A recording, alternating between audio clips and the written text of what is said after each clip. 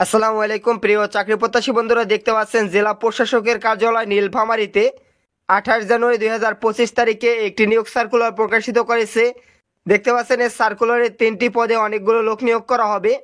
এখানে আপনারা অনলাইনের মাধ্যমে আবেদন করতে পারবেন। সার্কুলার সম্পর্কে এই ভিডিওতে বিস্তারিত আলোচনা করা হবে। তার আগে ছোট্ট একটি রিকোয়েস্ট থাকবে, আপনি যদি আমাদের এই চ্যানেলে নতুন দর্শক হয়ে থাকেন চ্যানেলটি সাবস্ক্রাইব করুন এবং পাশে থাকা বেল আইকনটি অন করে দিন এবং ভিডিওটিতে একটি লাইক করে ভিডিওটি দেখা শুরু করুন। দেখতে পাচ্ছেন এখানে ভূমি মন্ত্রণালয়ের মাঠ প্রশাসন 1 অধি শাখায় 13 জুন 2024 তারিখে এখানে দেখতে পাচ্ছেন একটি স্মারক নং দেয়া আছে। প্রাপ্ত ছাড়পত্রের পরিপ্রেক্ষিতে নীলফামারী জেলার রাজস্ব প্রশাসনে নিম্নবর্ণিত শূন্য পদসমূহে অস্থায়ী ভিত্তিতে জনবল নিয়োগের লক্ষ্যে নীলফামারী জেলার স্থায়ী বাসিন্দাদের নিকট হতে নিম্নলিখিত শর্তে জনপ্রশাসন মন্ত্রণালয় কর্তৃক প্রবর্তিত চাকরির আবেদনের মডেল ফরমে নির্ধারিত ফরমের আলোকে অনলাইনের মাধ্যমে দেখতে পাচ্ছেন এখানে একটি লিঙ্ক দেওয়া আছে। এই লিঙ্কে প্রবেশ করে ওয়েবসাইটের মাধ্যমে দরখাস্তের আহ্বান করা যাচ্ছে। অনলাইন ব্যতীত কোনো আবেদন গ্রহণ করা হবে না। এখানে শুধুমাত্র অনলাইন থেকে আপনারা আবেদন করতে পারবেন এবং এই সার্কুলারে শুধুমাত্র নীলফামারী জেলার স্থায়ী বাসিন্দারাই আবেদন করতে পারবেন।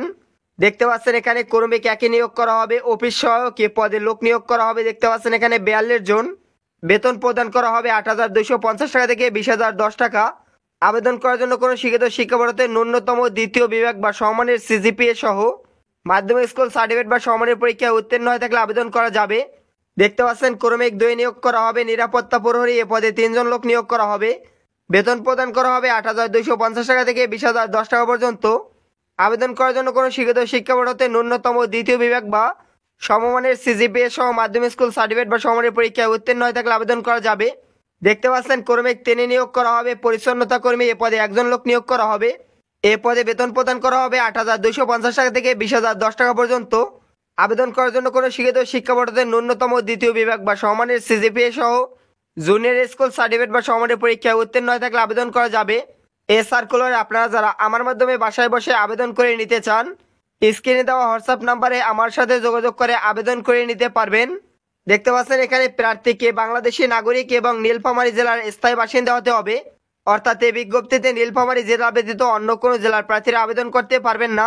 বিজ্ঞপ্তি সম্পর্কিত অন্যান্য তথ্য এখানে দেখতে পাচ্ছেন এখানে আবেদন করার জন্য dcnil.teletalk.com.bd ওয়েবসাইটে প্রবেশ করে আবেদন করা যাবে।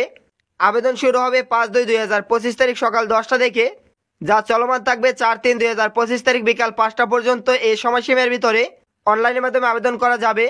আবেদন করার সময় প্রার্থীদের ছবি এবং স্বাক্ষর আপলোড করে আবেদন সাবমিট করতে হবে এবং আবেদন সাবমিট করার পরবর্তী 72 ঘন্টার ভিতরে প্রার্থীকে পরীক্ষার ফি পরিশোধ করতে হবে।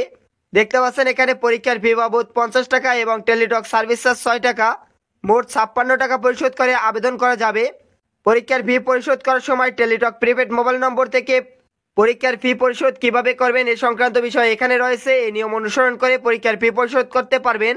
এই ছিল আজকের নিয়োগ বিজ্ঞপ্তি। এরকম নিত্য নতুন চাকরি বিজ্ঞপ্তির আপডেট জানতে আমাদের এই চ্যানেলটি সাবস্ক্রাইব করুন। এই সার্কুলার সম্পর্কে যে কোনো প্রশ্ন থাকলে কমেন্টের মাধ্যমে আমাকে জানিয়ে দিতে পারেন। ধন্যবাদ সকলকে।